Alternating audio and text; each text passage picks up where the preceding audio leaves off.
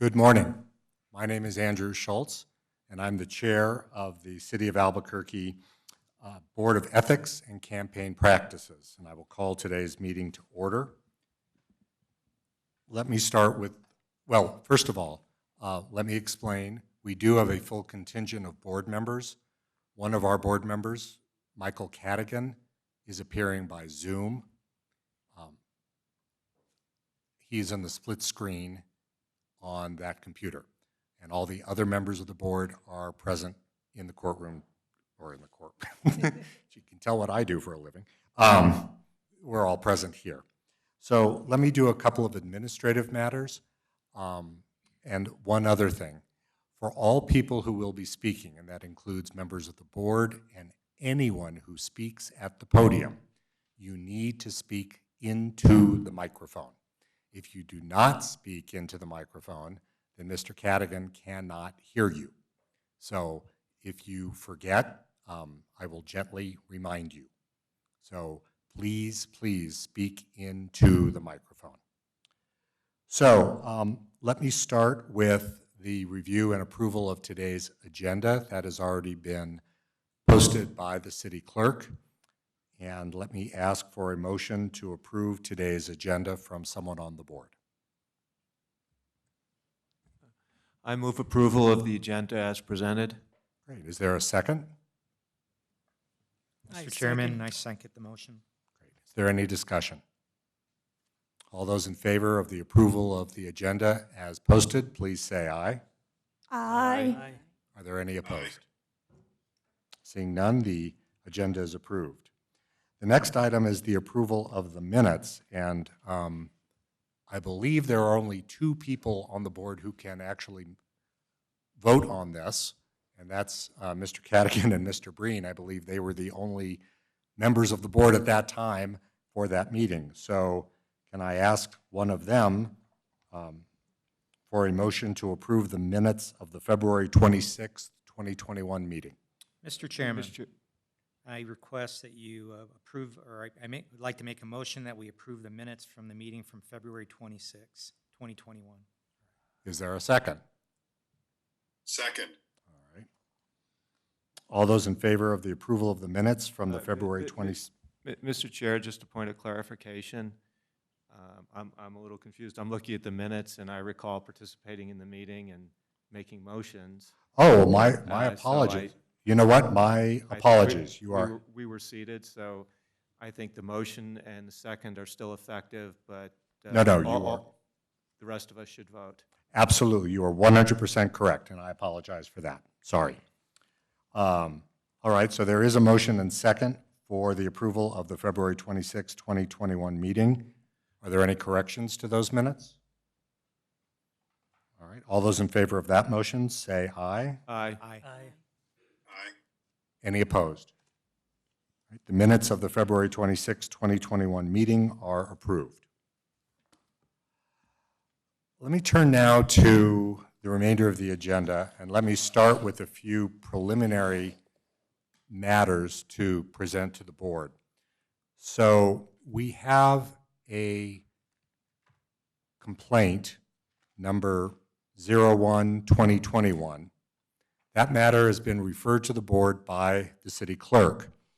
Under Article 13 of the city charter and the 2021 regulations of the city clerk for the election code, the city clerk reviewed that complaint, found that it meets the criteria for the board to consider the allegations set forth in the complaint.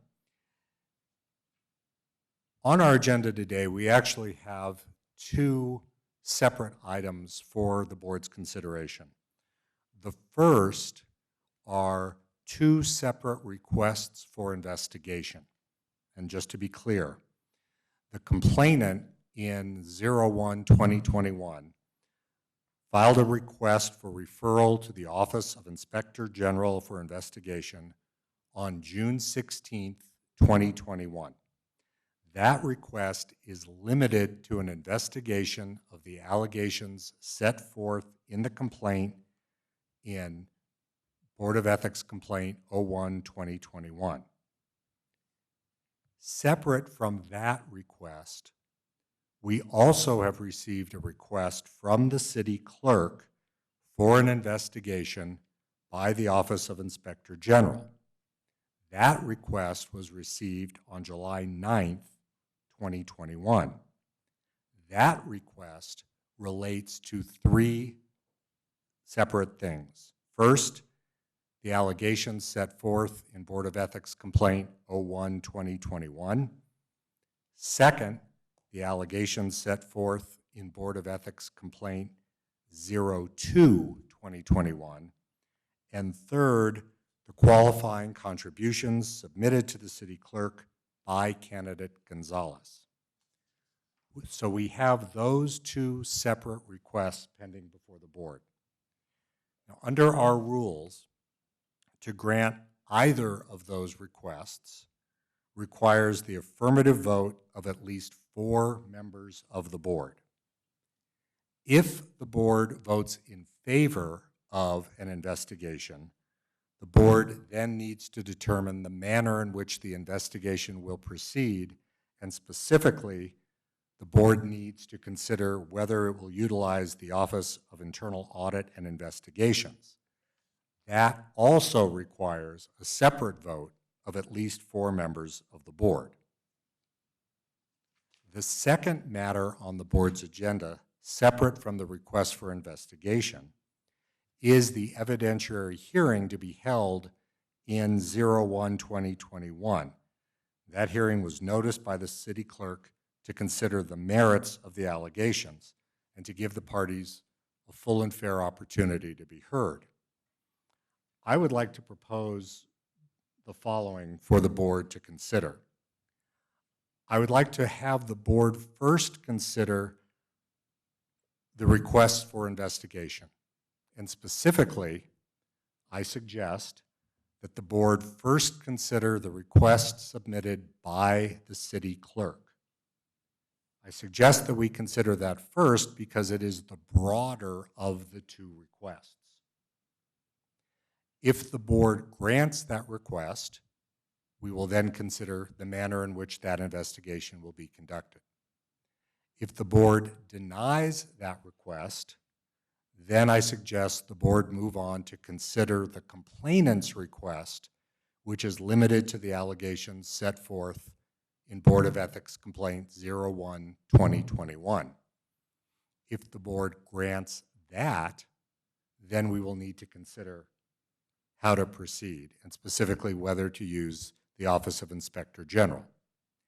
If the board denies both requests for investigation, then we will need to determine whether to proceed, or we will then proceed with the evidentiary hearing. But if the board grants either request for referral for investigation, the board will then need to decide whether to proceed with the evidentiary hearing to consider the merits of Board of Ethics Complaint 01-2021, or whether to continue that hearing until the results of the investigation are completed and submitted to the parties and the board. So that's my opening suggestion for how we can proceed. None of this is etched in stone, and I'm happy to hear comments from the board as to whether that is an acceptable manner for us to proceed this morning.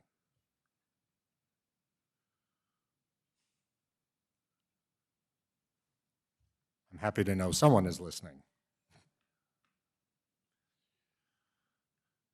Mr. Chair, I think the toughest procedural decision we have is whether we're going to hold the evidentiary hearing on the actual complaint in front of us, or whether we're going to pen that for an investigation. And not having served in this capacity, I'm a little, I don't think confused is the right word, but I'm not sure of how that would work out. As I see it, the complaint that we're on here, the complaint 001, is very narrow. It alleges one episode. Do you understand it the same way? I understand what you're saying. Yeah, so it's alleged that candidate Gonzalez himself violated the code by telling one person that he didn't need to give a $5 contribution. And it would, I am interested to know if there's a pattern in practice, but that's not what's in the complaint. Is that correct? And I'm going to give the counsel for the parties the opportunity to be heard on this suggestion. But I think if you will look at the complainant's request, not the complaint, the separate motion filed by the complainant requesting the investigation, that request speaks to not only this single incident, but an alleged pattern in practice. And would the complaint then be amended? If the results of of an investigation suggested or indicated a pattern of practice, would the complaint then be amended to conform with that, or would we still be hearing the same complaint? That's an excellent question, and I think we won't know that until we get the results of the investigation, and then the parties, the complainant may want to consider what to do next. But can I make a suggestion? Because I mean, you understand where I'm going. I do. But do we have someone from the City Inspector General's office present? Great. Could I ask you to come to the podium? My suggestion is going to be, right now we're sort of talking about this investigation without much knowledge about what that means. So, and I'm sorry, your name is? Nicole Kelly, Acting Inspector General. Hi, Nicole. Thank you for being here. Can I ask you to address the board and explain a little bit about if the board were to request an investigation by your office, what that entails? Sure. We actually fulfilled a request back in 2017. It was for City Council District 1 related complaint. So we performed similar procedures where we selected a sample of signatures and went to the individual's listed residence and asked two simple questions. Is this your signature? And did you submit the $5 contribution? So we would essentially perform the same procedures, but there's a lot more signatures this time around since it's a mayoral election, so it would be a larger sample size. And what would your final report consist of? Our methodology, our procedures, how we selected the samples, and then of course our findings within those samples. So we selected approximately 40 individuals and went knocking on their doors. And can you give us a sense, if the board were to vote to have your office conduct an investigation, can you give us a sense about approximately how long you think that investigation how much time you would need? Right. It would depend on the sample size and whether or not the investigation would include both candidates. Right now, we obtained the total population for Mr. Gonzalez, and if we were to test 5% of the signatures, the accepted signatures, the accepted paper signatures, it would be approximately 100 individuals. So audits would assist in the OIG in this effort just due to staffing, and we would ask for the full 45 days if possible. Are there any questions for Nicole about what an investigation might entail, what it would look like, what we would be getting as a result, or how long it would take from the board? Nicole, thank you very much. You're welcome. At this point, may I make a suggestion, and that is that we hear from the attorneys for both candidates as to their position on this, or would you, Jason, would you prefer to continue our discussion? I thought that was very helpful. I'd prefer to hear it from the parties and just, I'm assuming everybody understands what my concern is, but my concern is that the broader investigation seems to relate to complaint number 2, which alleges, which I've only read the complaint in that. I don't know if there's been an answer, but alleged that alleged a broader pattern and practice of forged signatures and contributions not collected, whereas complaint number 1 alleges a single incident. An investigation is not going to help if we're only concerned about that single incident. The best evidence of that single incident will be the live testimony of Mr. Zantow and Mr. Gonzalez, the people who are alleged, and we can do that better than an outside investigator whose report to us would be hearsay. So that's my thoughts, that I wouldn't want to if all complaint number 1 is about is that single incident, pending on what the parties tell us, I would think it would be better for us to hear that today, because I'd rather hear from the witnesses about that than indirectly from an investigator about that. But if we're going to be considering in complaint number 1 whether there's broader,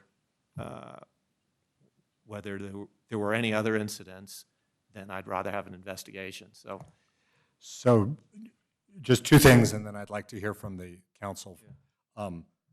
Number 1, at some point, we still have to vote on the referral from the city clerk. And number 2, under our rules, the rules of evidence apply, sort of. We are not constrained by the rules of evidence, and as a result, hearsay and other things that would not come in a court of law are allowed in here at the chair's discretion. I understand that, Mr. Chair. Okay. I've done, yeah, that's why I said I prefer rather Understood. than we must. All right, let me ask to hear from the attorney for the complainant first, because this is your request that we are considering.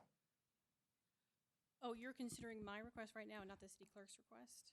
Well, right now we're considering how to proceed, but one of the Okay. items we are considering is your request that was filed with the board. And one of the questions that has been raised specifically is, what is the scope of that request? Is it limited to the one item set forth in the complaint? Because as I read your motion, it was broader. The request was relating to a alleged pattern and practice. It is, and I think if I can give a little background, it would explain And are you why. speaking into the microphone? I think so, am I? All right, there we go. With a little background, I think I can explain why, is that, Mr. Zantow first came to us and presented the facts that are presented in the complaint, and it is indeed the single instance presented in the complaint. But at that time, we were aware that there may be a pattern in practice and that there may be other incidents in which the Gonzalez campaign failed to collect the $5 contributions. And we began looking into 2 things. One is whether there were other individuals at the same meeting, the May 27th, 2021 Salvation Army meeting, who also signed receipts but did not give money. And we got some confirmation that other individuals at that meeting did that, signed the receipts but did not give money. We also got confirmation from other voters just by going door knocking, who said that they signed receipts but did not give money. So we were in the process of looking into this investigation and determining, did we need to amend the complaint to add additional violations? Did we need to file a separate complaint to identify these violations? And we had seen that there was a prior IG investigation in 2017, so we requested that because we didn't know if we were going to have the capacity to really get into whether this was going on. After we had filed that request, and as this was going on, we then became aware of what we consider to be the second issue, is the forgery issue, which is really a separate issue of, or a different type of violation. And at that point, we really had to shift our focus and time to that issue because it became so overwhelming. It was a much greater volume of violations and issues. So we focused on that. And we did not have the ability to then amend this complaint or file another complaint based on the potential pattern and practice. So we do think that there are 3 areas that the Inspector General could look into. We could look into what happened at that May 27th meeting, whether there were other violations ongoing, and the forgery itself.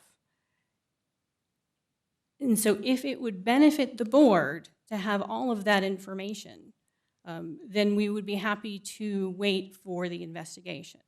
And then determine whether we amend our complaint or whether we proceed on this violation.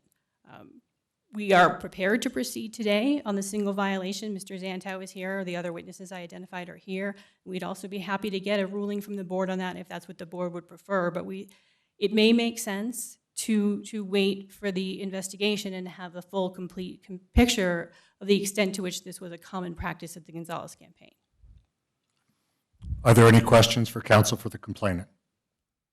Sorry. Yes, I have a question. So what is the difference in remedies between us hearing the evidentiary part versus making a referral for an investigation? Yes, so all we are asking for today is a reprimand and a fine under the board's rules based on this single violation. Whether we would change that request for remedies would depend to a large extent on what the Inspector General found and how much we were able to confirm there were additional violations.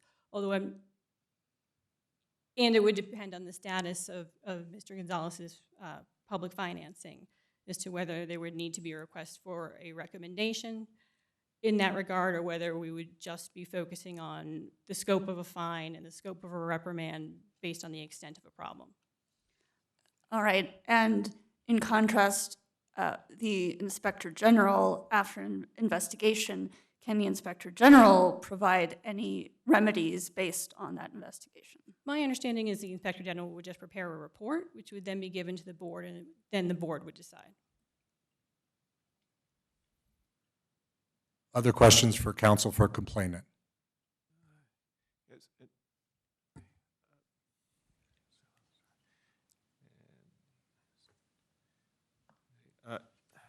so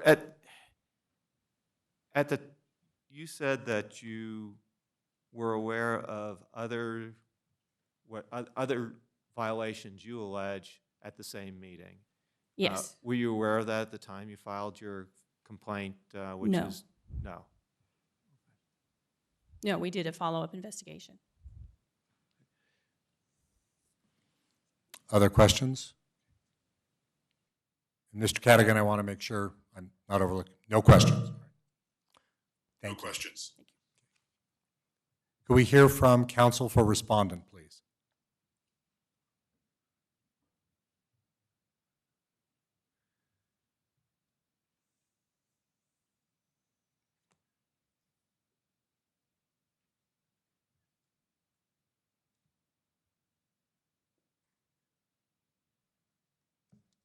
Good morning. My name is Carter Harrison. I'm the counsel for the respondent, Sheriff Manny Gonzalez. Are you sure you're speaking into the microphone? Is this better? Yes, thank you. We don't have much to add on beyond what we put in our brief directed to this issue, which is that we do welcome an investigation into the larger pattern of accusations, which, as Ms. Keefe said, really are a separate issue as to the qualifying contribution forgeries. I will say that both of us have, both parties to these actions have investigators out on the street trying to talk to these people, but it's now a broad swath of people. Within the original set of QCs attached to the Olguin 2, I'm told you don't pronounce the H. The Olguin 2 complaint, a large portion of those, when we went out and talked to the voters, said, no, I signed the nominating petition, but that's not my signature on the qualifying contribution. It appears that there's a lower batting average among the larger set that was submitted afterward, which makes sense. You know, obviously it was the low-hanging fruit that made it into the original complaint, and it's more speculative signature matches that got added later.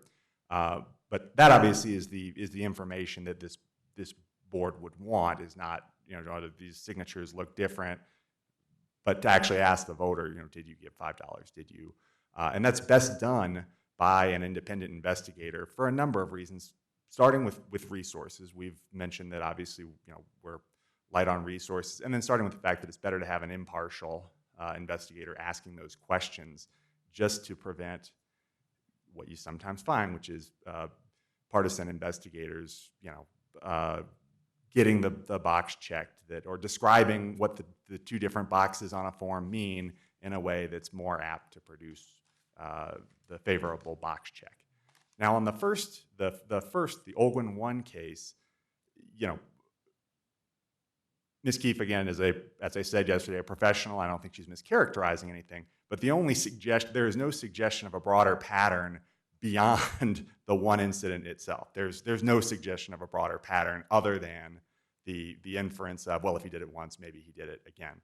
I think an investigation into that, first off, we have the best evidence here today. It's ready to go. A lot of work has been put into this hearing. The hearing's been set for a while. It's been reset once. We're ready to go today. Mr. Zantow is here. The sheriff is here. The witnesses who are going to be here are here. You know, in Ms. Keefe's brief, she referenced without attribution some statements that other people said, well, I don't recall paying, you know, I don't think I paid my own $5. Well, I don't know what she's talking about, but I will say that obviously under this board's rules, while hearsay is admissible, anonymous testimony isn't. There's at least got to be attribution, and that's section 4E, 4B at page 8 of this board's rules. There's just no reason, and it again starts to have characteristics of a witch hunt. And while I'm certainly not impugning the board, I think the board does its work carefully, but the board is also aware that it's judging conduct in the context of an election, and it, I think, should take its credibility and maintaining its credibility very seriously, and referring an incident like the Olguin 1 complaint to a wide-ranging investigation, I think, has attributes of a witch hunt. It's going to be something that there's going to be allegations against Tim Keller during this campaign. My understanding is there was one filed yesterday or the day before that may not be referred. And I just think and there's no need for the special resources of the IG to investigate this single QC incident. And so for just a broad array of reasons, we think it's unnecessary. We're ready to go now. We'd like to go now and get this thing behind us. Questions from the board for counsel for respondent?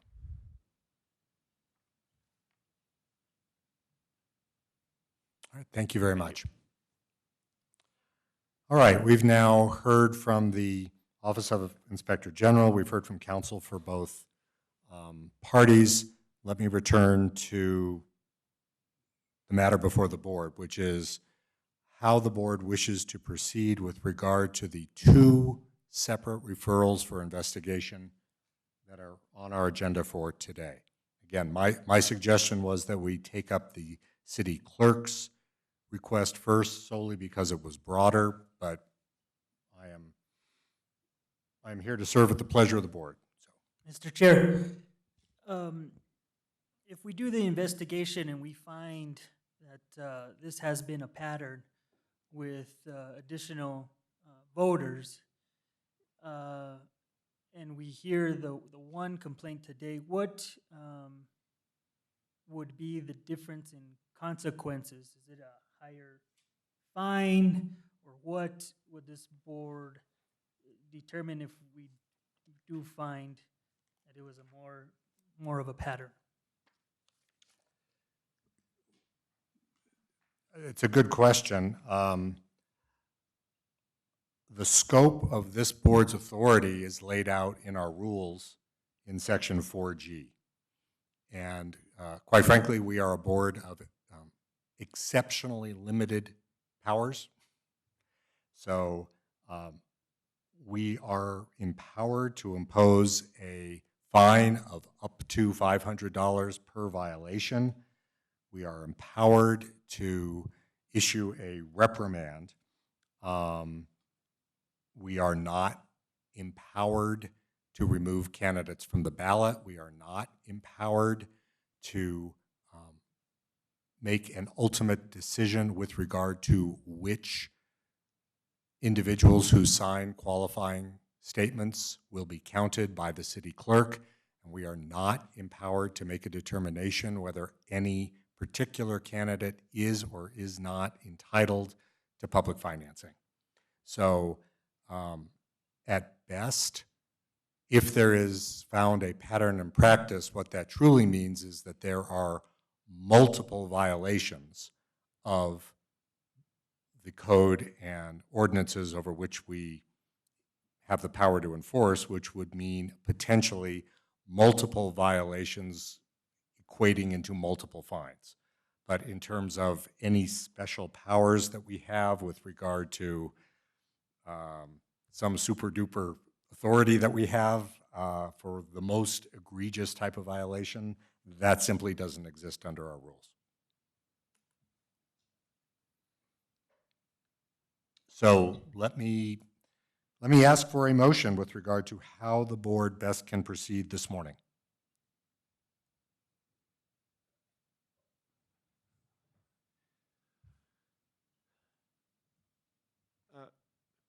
Mr. Schultz, or Chair Schultz,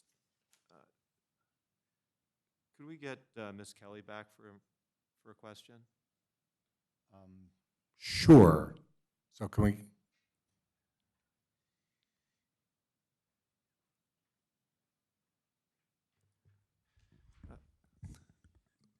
Ms. Kelly, we heard that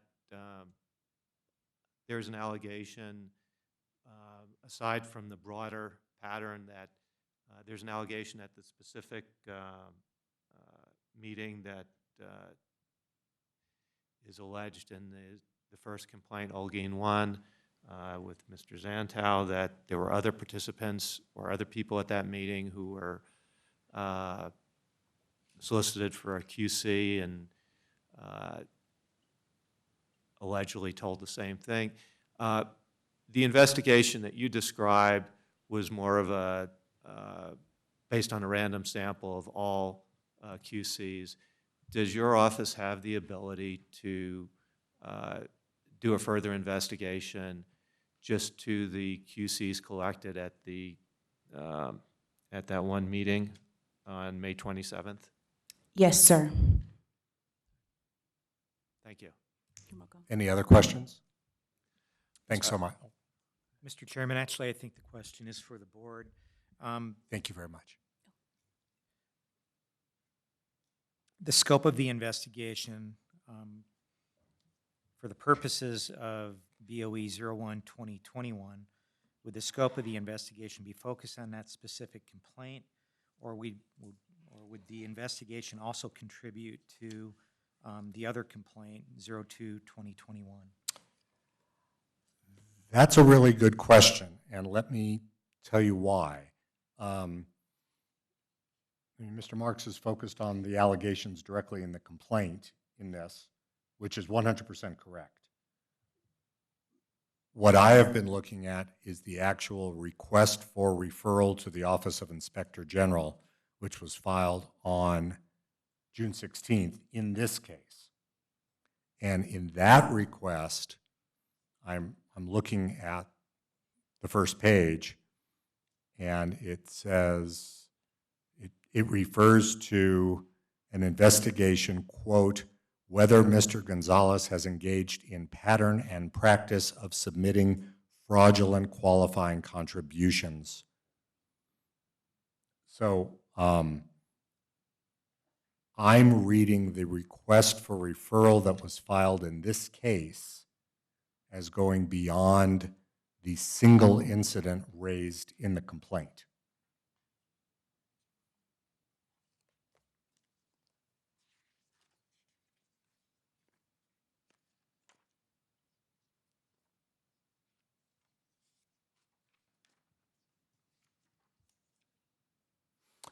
So again, we're at a point where I think we need to have a motion on the floor as to how the board will proceed this morning.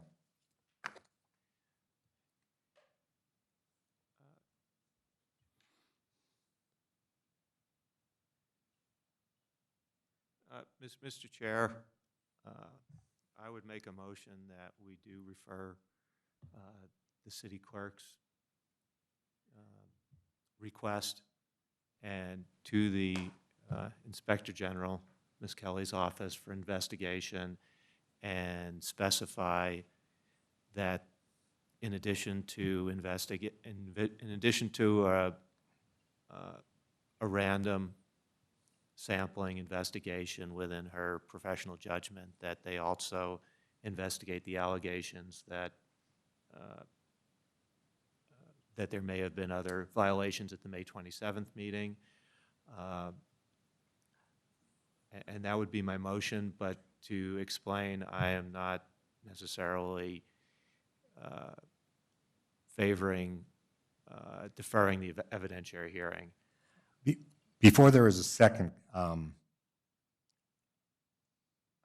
going to suggest that you have to reformulate your motion. Under our rules, it's a two-step process. First, we have to vote. Oh, no, I take that back. Not for this one, because this is the city clerk. No, you are 100% right, Mr. Mark, 100% right. So there is a motion. Only by accident. A win is a win. So there is a motion before the board that we accept the request from the city clerk and that the scope of the investigation as detailed in the motion. Is there a second to that motion? I'll second that, Mr. Chair. Okay, so that is the motion currently on the table. Discussion by the other members of the board. All right, seeing none, let me call for a vote. All those in favor of the motion on the table, which is to accept the referral from the city clerk with the scope as stated in the motion, indicate by saying aye. Aye. Aye. Aye. Are there any opposed? All right, that motion is granted. So let me ask our trustee Inspector General to return to the podium one more time. Just want to make sure you're getting your 10,000 steps in today. Okay. I just want to make sure you heard the motion, and I want to give you the opportunity to ask any clarifying questions as to the scope of the investigation that is being requested by the board. Thank you. We're clear on the scope requested by the clerk's office, but I just want to make sure that we are clear on the additional work surrounding the May 27th meeting. So it would involve interviewing attendees of that meeting and essentially asking the same questions. So essentially including those individuals in our sample. And that was my understanding of the motion. Is that correct? Yes, it is, and I think Ms. Kelly raises a question in my mind. I think my motion might have been to interview the people giving QCs at the May 27th meeting, if you're able to identify them. You also mentioned the prospect of people who attended who may not have given a QC, but may have been solicited for one.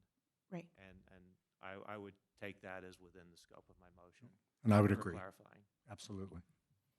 Does that help clarify the Yes. scope? Yes, it does. Thank you. And just the time frame that the board would like this completed by.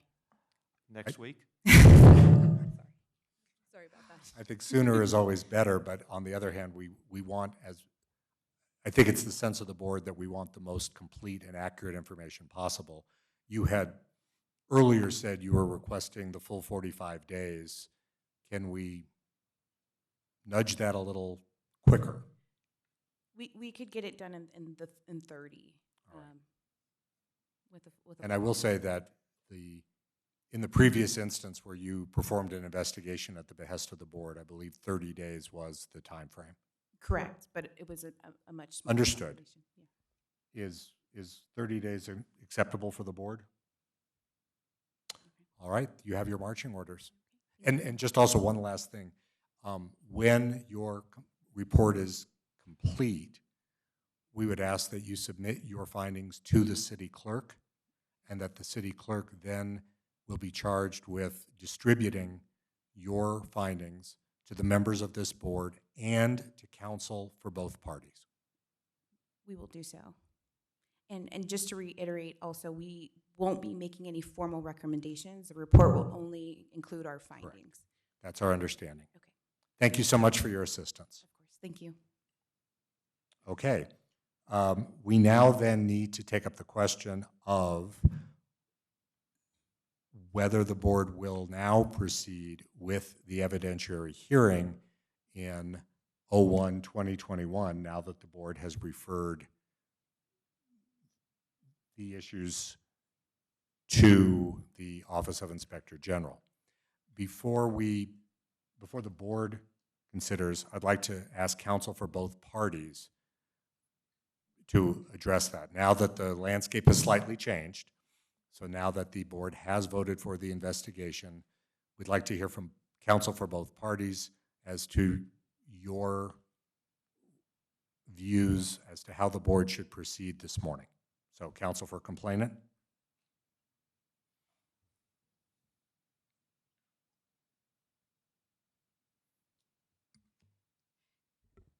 Thank you. And I'm honestly a little uncertain which is the best path. I mean, we are ready to proceed. We have witnesses here. We could hear from those witnesses and you could gather that information. However, I think that if the Inspector General's report includes information that is relevant, that some of the witness questions, some of the questions for the witnesses may pertain to the information gathered by the Inspector General. And so I can see the benefit of waiting and having the full evidentiary hearing after the report. So I'm sorry to somewhat hesitate. It's just this has been a quick decision, and I think that would be my preference to wait and see what the Inspector General comes up with, and then have the full hearing. And we appreciate you speaking on the fly. Okay. Wait, hold on one second. Hold on one second. Yes, I'm sorry.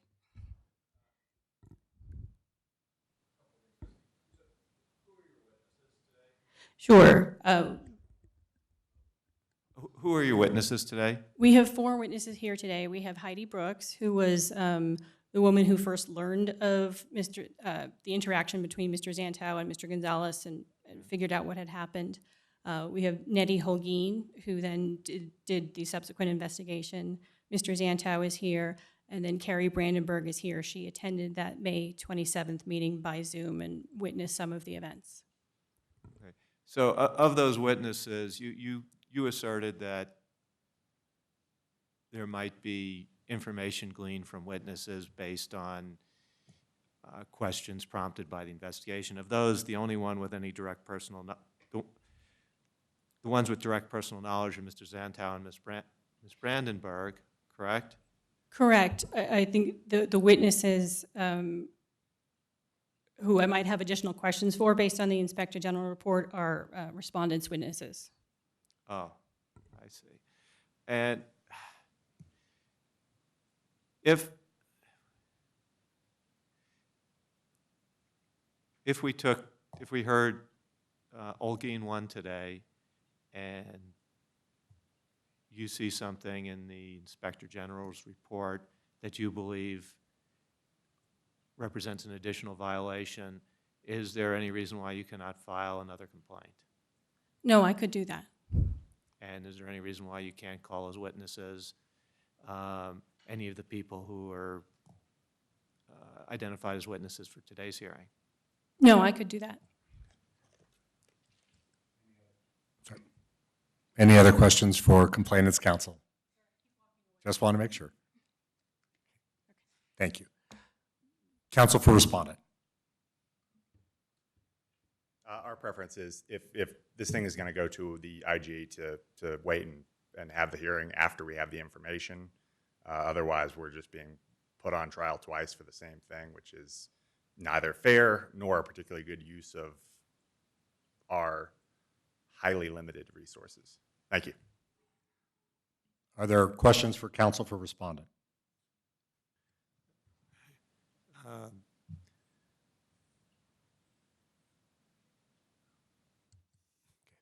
Thank you.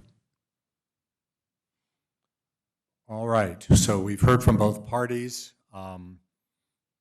What is the sense of the board as to how we should proceed? It seems in my mind we have two choices. One is to proceed with the evidentiary hearing as noticed.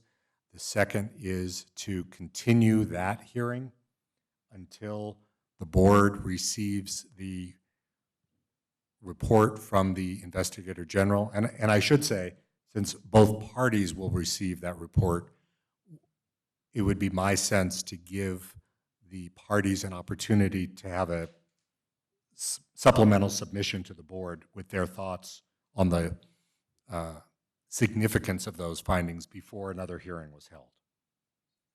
So those, in my mind, seem to be our two choices. What is the sense of the board?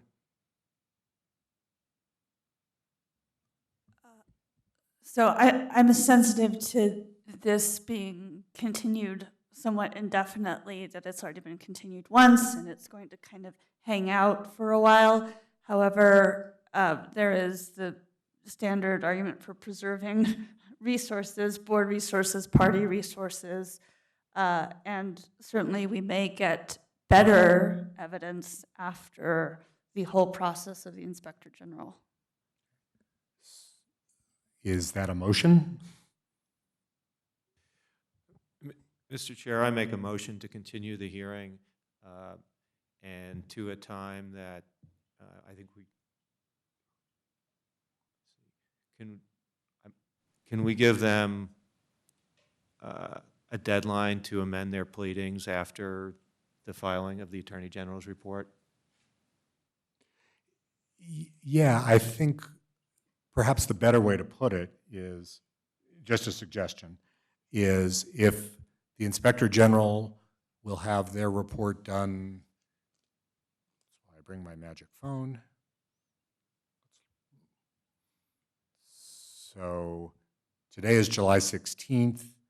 If the Inspector General has the report done 30 days from now, that takes us to Monday, August 16th.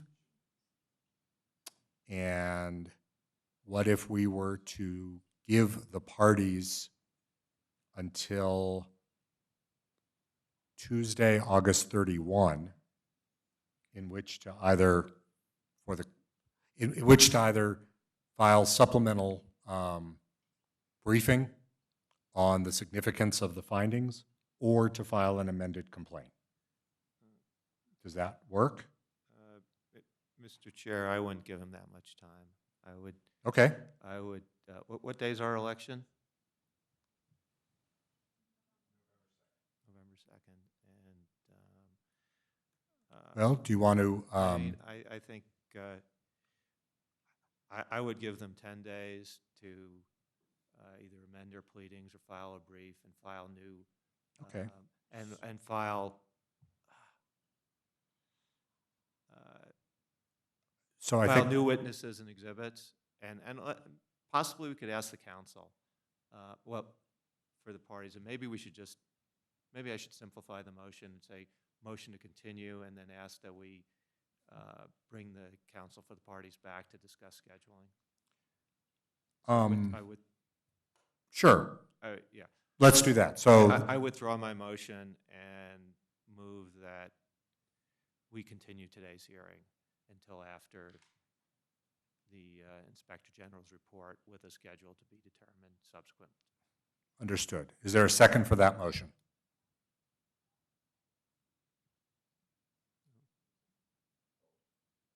No second for that motion? I'll second that motion. Sorry. That I'll was quite second the- that motion. That was quite the second. All right. Is there any discussion on the motion? The city clerk has a question.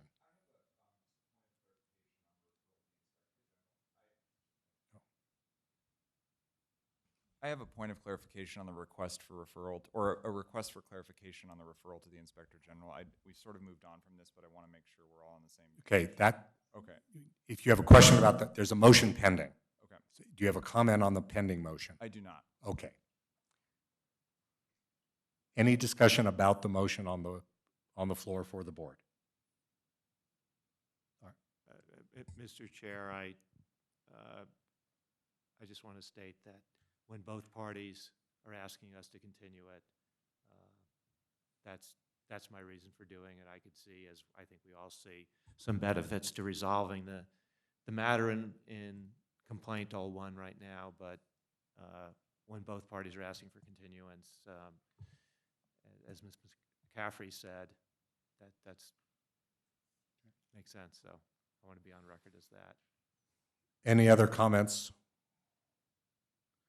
All right, seeing none. All those in favor of the motion, which is to continue the evidentiary hearing, indicate by saying aye. Aye. Aye. Aye. Any opposed? Motion is passed, so we will continue.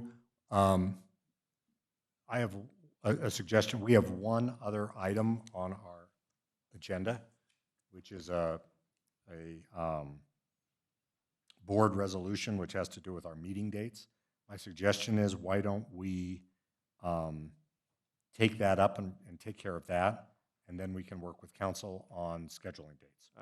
Mr. Chair, I'd prefer to do it now. I think it's proper under this agenda item, and maybe not That's fine. proper under a different agenda item. But That's fine. But All right, we could then- all. But could we also entertain the clerk's request for clarification before? Okay, we, now with well, that, actually, thinking about, can we do a scheduling and then Yeah. entertain his? so let me ask counsel for both parties to come up to the podium at the same time. And my question to them, Mr. Chair, is how long do they need to either amend their plea? How long does complainant need to amend her pleadings and her witness list based on possible results of the investigation? Well, hold on. I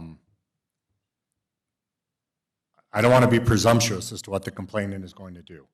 So what I would like to ask, more appropriately, I think, is if the Inspector General produces the report to the parties by August 16th, how much time will you need to proceed from there? And that could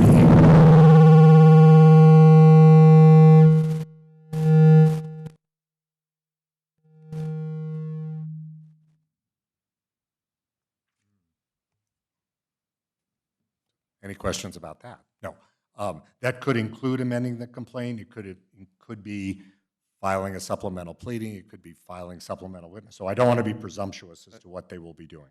Yeah, I don't want to be presumptuous, but I want it, whatever they do, I want it to tee up everything we need to have a hearing. And that's fair. So I wanted to, if that means they want to have new witnesses, I want them to tell us their witnesses and exhibits so that we are ready to go to a hearing.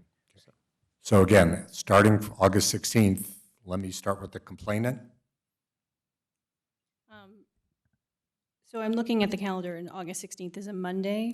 Correct. So perhaps by that Friday, the 20th, we could be prepared to just supplement in some way to let you know our direction. Is that? All right. And respondent? I think the 20th is fine. We're obviously talking about supplementation as to the Ogween 1 complaint. That is correct. Okay, the 20th should be adequate. Okay. And is that acceptable to the board? I think that's acceptable. Okay. Anyone have any pushback?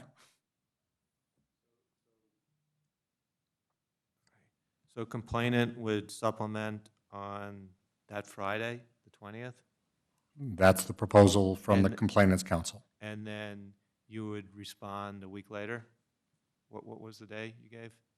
I mean, I could do it immediately Well, you- after, well, oh, I'm sorry. Yeah. Oh, you were talking about the answer, too. Yeah, I mean, I think it works better if she files and then you answer than you try and guess at what she's going to file.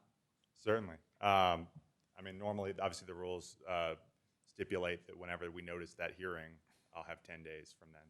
Well, but I'm going to try and notice the hearing today. We're going to, Yeah.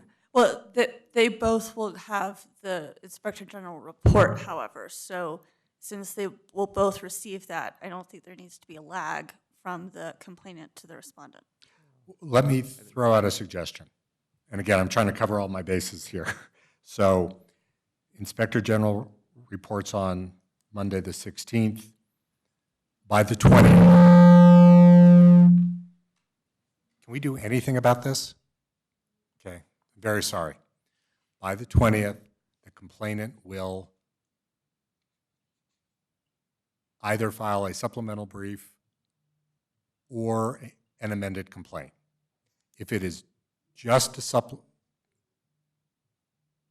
no, so that's right, so by Friday the 20th. Then we will give the respondent, say until Tuesday, August 24th, in which to answer an amended complaint, respond to the supplemental brief, whatever. So whatever gets filed on Friday the 20th, respondent would have until Tuesday, August 24th to answer/respond. Is that acceptable? That's acceptable. Will we be teed up for a hearing at that point? We can try, well, as soon as Miriam gets back, we can try and get that on our books sooner rather than later. Well, but I believe this takes precedence over any resolution, so we would want to set that date separate and apart from that, because we'd want to get that on the books as quickly as possible. So, so the answer to your question is yes, we will have a hearing, but let's wait till Miriam comes back, because she's the setter of the meetings. Is that okay? Mr. Chair, do we need 2 weeks to advertise for this hearing? Oh yeah, how much notice do we have to have?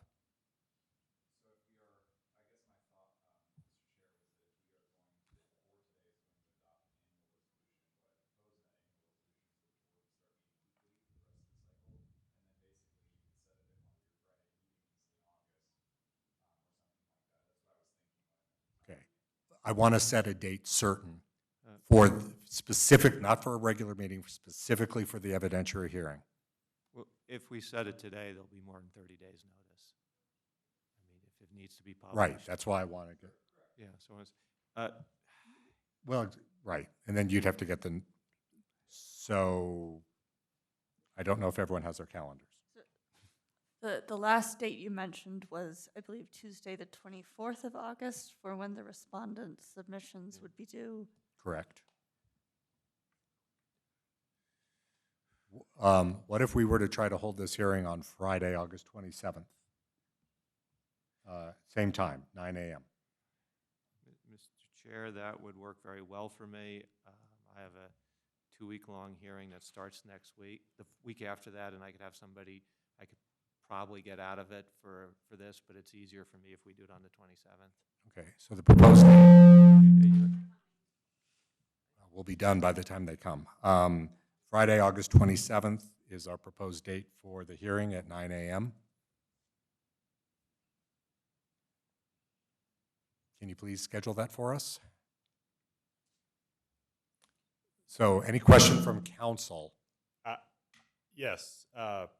So I've been using the term All-Wing 1 to refer to the Salvation Army thing, and I suppose any other QCs that someone finds that fit that pattern.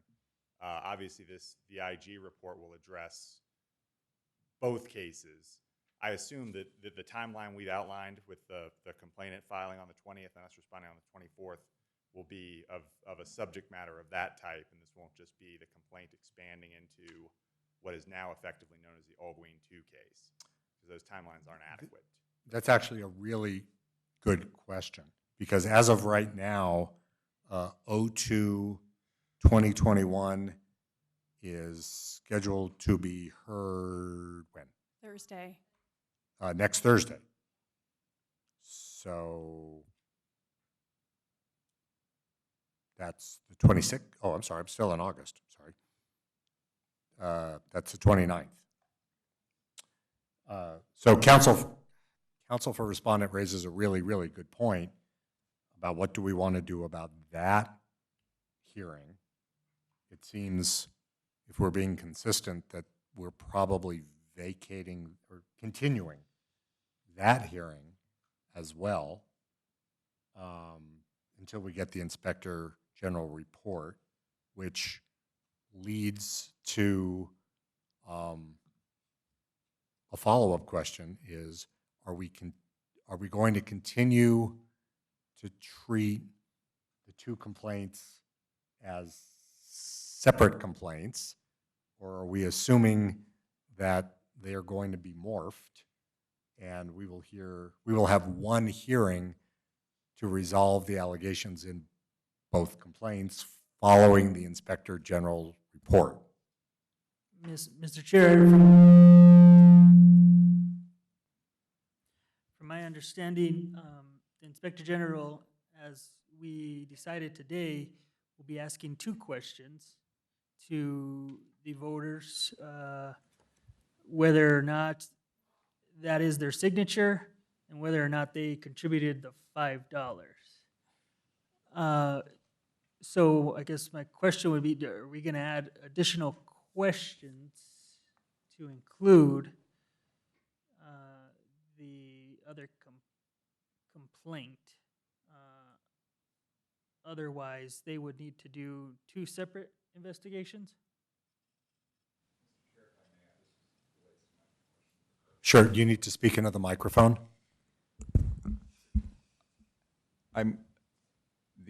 As I understand the referral to the Inspector General at this point, the Inspector General is going to be investigating the incident at the Salvation Army Board, and as well as doing a sort of sample audit of the qualifying contributions submitted by the Gonzalez campaign.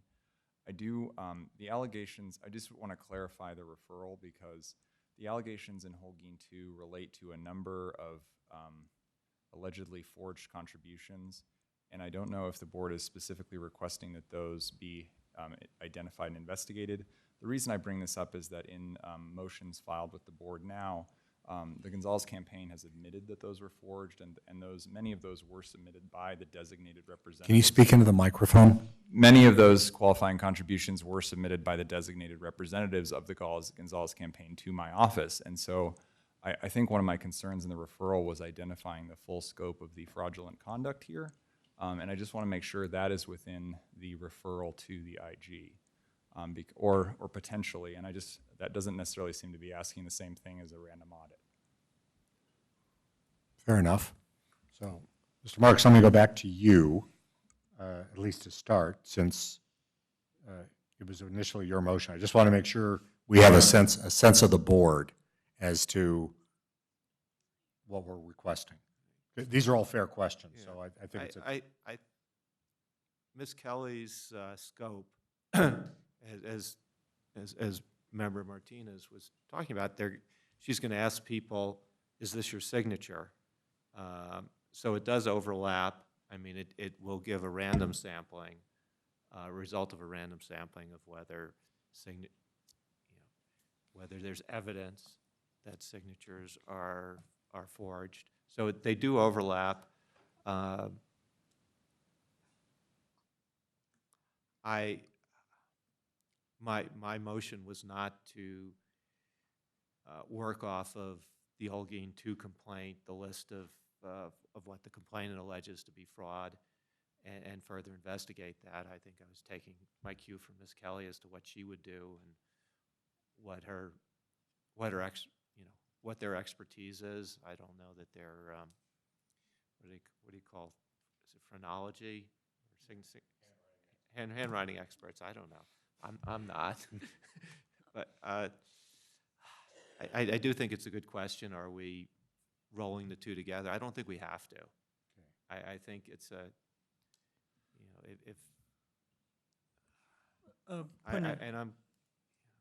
Well, the board's power, again, is limited to assessing the remedy for each violation, and that can be a fine of up to a certain amount or a reprimand.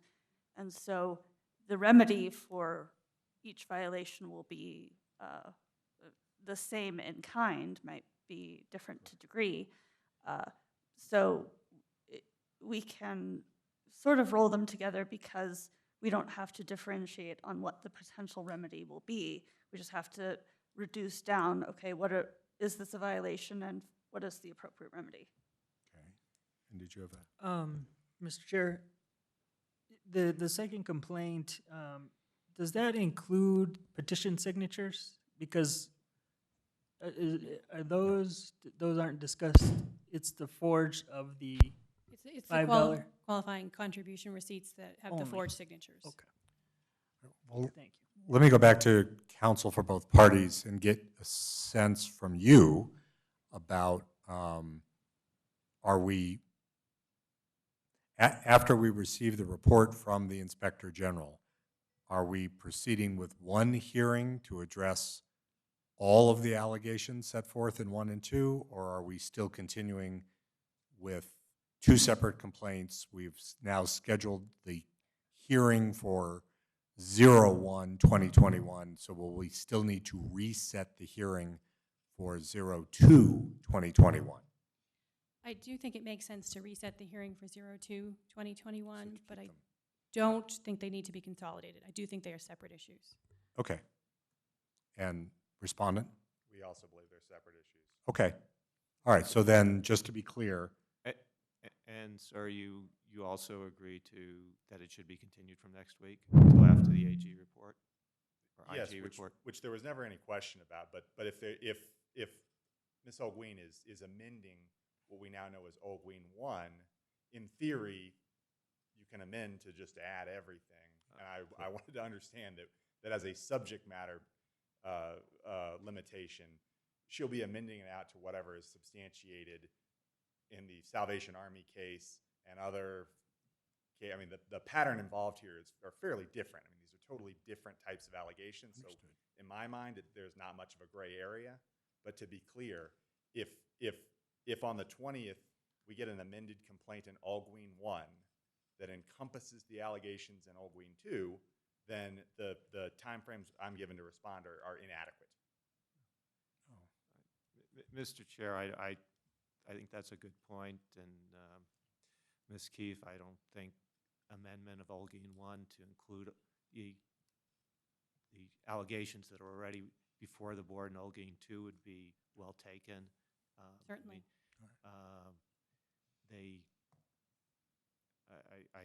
It's certainly my intention to give you the opportunity to amend Ogween 1 if there are additional allegations that relate to the type of allegations, but we would not want to have duplicate complaints, and I don't think at this point the board has not dismissed either one of them, so we would not want to have duplication. Absolutely. okay, so let me just make sure we are literally on the same page. So the Inspector General will provide the report to the city clerk, who will then provide it to the board and to counsel for both parties by Friday. I'm sorry, by the 16th. By Friday, the 20th, complainant will file supplemental pleadings, exhibits, witness lists. By Tuesday, the 24th, respondent will file his supplemental pleadings, witnesses, exhibit lists, and the hearing in 01/2021 will be held on Friday, August 27th at 9 a.m. in these chambers. The board is also vacating and continuing the hearing currently set in 02/2021. And what is are we going to set new dates for that today as well? I think we should. Mr. Chair, just a point of clarification, can we vacate the hearing in Ogween 2 under, and be compliant with the Open Meetings Act when it's not an agenda item? I don't know. I mean, am I being too nitpicky? No, no, no. I mean, it's a fair point. My problem is I'm trying to think of how else we can continue the hearing in 2021 without having all of us come back together before next week's hearing. Do you have the ability to do that? Well, let's ask the city clerk and the city attorney. I believe the meeting is noticed, but if we could just cancel the meeting. I mean, Well- that's, well, I mean, Mr. Chair, my point is, I don't know No, no, that the committee, you're- that the board can vote on a matter that's not noticed, but if you have the, I think you had the ability to set meetings and set the hearings, so I think you probably have the ability to cancel them. Okay, then I will, Can the parties stipulate? Can the parties stipulate? I think they have. I don't know if that helps the open meetings issue, Well, how about if we do, or if we let's, file a stipulated motion to continue. correct. How about if we do this? Why don't you both file you can file a stipulated motion that you agree to vacate and continue 02/2021, then we can, given my exhaustive powers as chair, I can then grant that. That's an excellent point, and I appreciate that. Somebody's got to be our Open Meetings Act watchdog. No, fair enough. All right. Any questions from the parties? I don't think so. Okay. For the respondent? None. Okay. Thank you both very much. We appreciate your cooperation. I believe we now have one last item on our agenda, and that is the consideration of Board Resolution 01/2021, which is in essence a resolution setting up a meeting schedule. Let me ask the city clerk to explain the resolution and how it's used in other contexts. Please speak into the microphone. thank you, Mr. Chairman and members of the panel.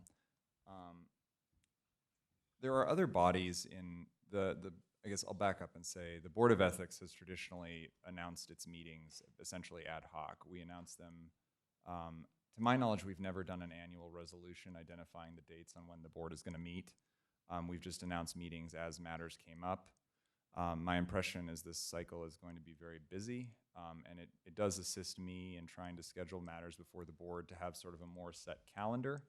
And so what I'd like to propose, and ironically what the board's rules actually identify, are, per our last revision, actually this would be new this year as well, that we just do an annual notice and identify today all the meetings that are going to occur this year. I do propose in the annual resolution that the board meet weekly, but if that is not the board's pleasure, I mean, the board could amend that.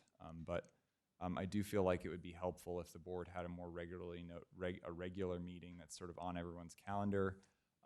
Bodies like the PRC and the APS School Board and the City Council all do this. They have an annual notice that says, here's every day when we're going to meet. It does make the Open Meetings Act issues a little easier too, because then all we have to really worry about sending out is the agendas 72 hours in advance. And my understanding is if there is no reason to meet, we can cancel these meetings. Correct. Correct? So this is not compelling us to meet on all of these dates. This is just a way for everyone to set it on their calendar and then, in essence, cancel as needed. Correct. All right. Are there any questions from board members about Board Resolution 1-2021?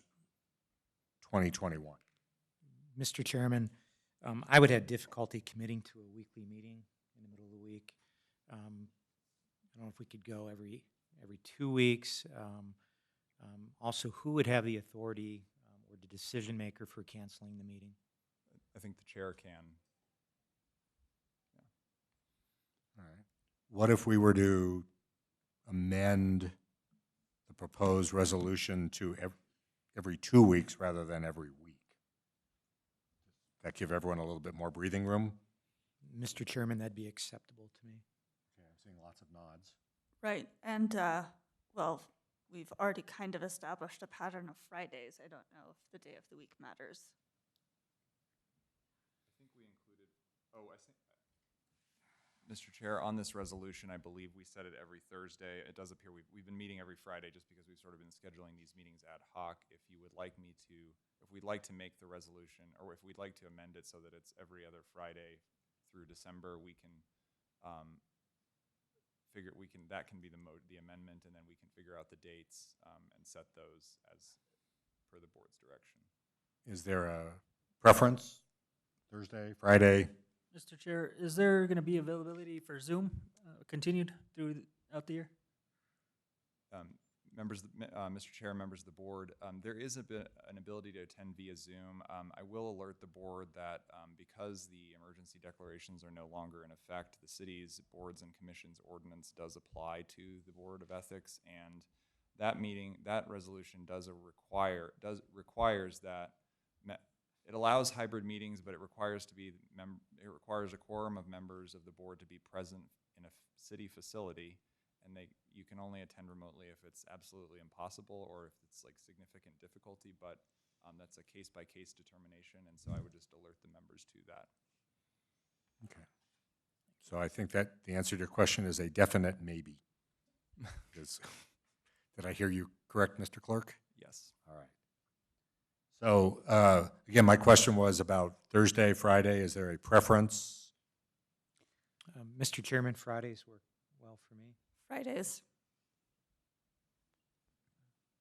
Okay. So it seems as if what we are proposing is that Resolution 1-2021 be amended so to call for both meetings every other week rather than every week, and meetings to be held on Friday, not on Thursday. Is that the sense of the board? Yes. Are we going to keep it at 2 p.m. or do we want to do it in the morning like we're doing now? That's another good question. My preference, I think morning is better. Friday afternoons seem to get dicier. Mr. Chairman, I would appreciate an earlier start. Mornings, Okay. yeah. All right. We've been doing it 9. Does that continue to work? More acceptable? Michael, I've been ignoring you, but your thoughts and I apologize. 9 is fine. Okay.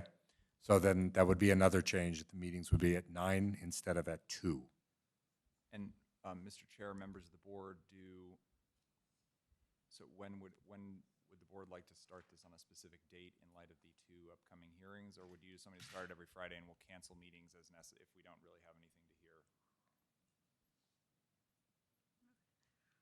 So we were going to meet, so we have something scheduled August 27th, so then 2 weeks would be August 13th, and then July 31st, and then that's 2 weeks from I think today. July 30th. Okay, July 30th. And so are we on schedule? So the next one would be July 30th. Okay. I'll plan on starting it on July 30th, and if we don't have anything to hear at that time, we can continue to move forward. Okay.